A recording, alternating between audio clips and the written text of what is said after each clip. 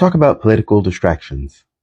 As happens every now and unfortunately too often again, there's a rehash of the discourse about how we have to be willing to work with people who do not agree with us socially because we have to get together with them on economic issues. And I get logically why somebody would think this. However, if you think this, it means that you've got big blind spots and they usually have to do with your identity and positionality. Like, let's just face it. Having said that, I agree that issues of identity can be distractions. But you know why they're distractions? Because people like you get distracted whenever somebody brings them up. Just like with a lot of things, people will say something and then not take it to its logical conclusion, right? Because if something's a distraction, why or how is it a distraction?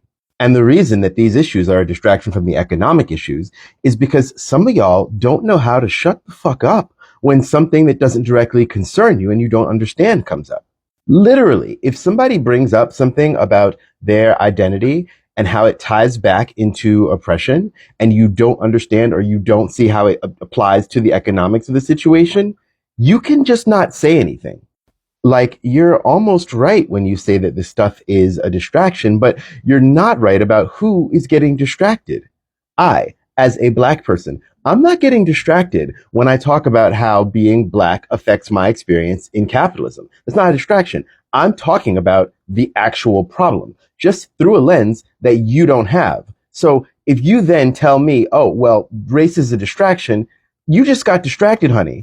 Like, I know I'm being a little bit shady here, but like, come on, you see what I'm getting at. It's a distraction because you are getting distracted. You're letting yourself get distracted and derail the conversation rather than just saying like, okay, I don't get it, but go on. Or even better, you could just say nothing. If you want to turn the conversation back to the economic issues, even though obviously all issues of identity are connected to economics because they are the different levers that the overculture pulls to affect us each individually, right? It all does tie back in, and it's all just someone explaining how, literally, capitalism works against them in ways that may be different from the ways that capitalism works on you, but it really is all connected. So, if you think something is a distraction, consider that you are the one that is making it a distraction by derailing the conversation and telling someone else what not to talk about, rather than seeing it as an opportunity to A, either learn, or B, move the fuck on and talk about something else. And look, I know we're playing a numbers game here, right? But y'all are looking for the wrong numbers. And I know why. It's because you're related to some shitty people because they grew up in America and they're, like that's how this country makes people. A lot of them are shitty, and you have this hope that you can win over using just talk of raw economics and like how the powerful are, getting the people, right? You want to avoid all the identity stuff that doesn't involve you and your family members so that you can maybe win over people who are, because they hate other people so much, unwinnable.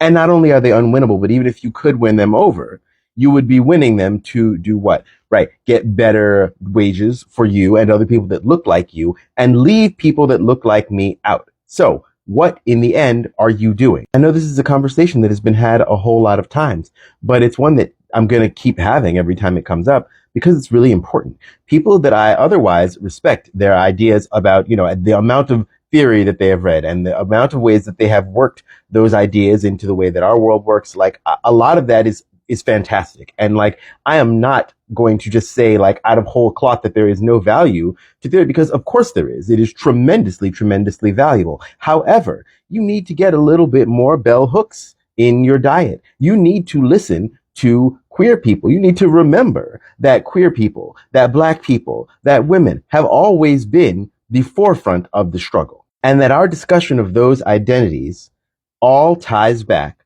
to what capitalism actually is and how it works on people in real time, in real life. We're not just talking amorphously about, the means of production, et cetera, et cetera. TLDR, if you're having a political discussion with someone and you're tempted to say that what they're talking about, if they are talking about an experience they have with the overculture and how it affects them, and you think it's a distraction and you decide to tell them so rather than listening, you have become the distraction. And if you carry certain identity markers and you feel compelled to say this, Do I need to spell it out, baby? You're doing the work for them. We have a world to win, and you have to be willing to accept the unfortunate truth that we might have to win it without your family members, without people that you grew up with, without people right around you who you think can be won over. Especially if you're from a demographic that, like, historically speaking, the numbers of you that can be trusted is low. I say this all the time. If you have a problem with that idea, please consult a history book and argue with that, not me.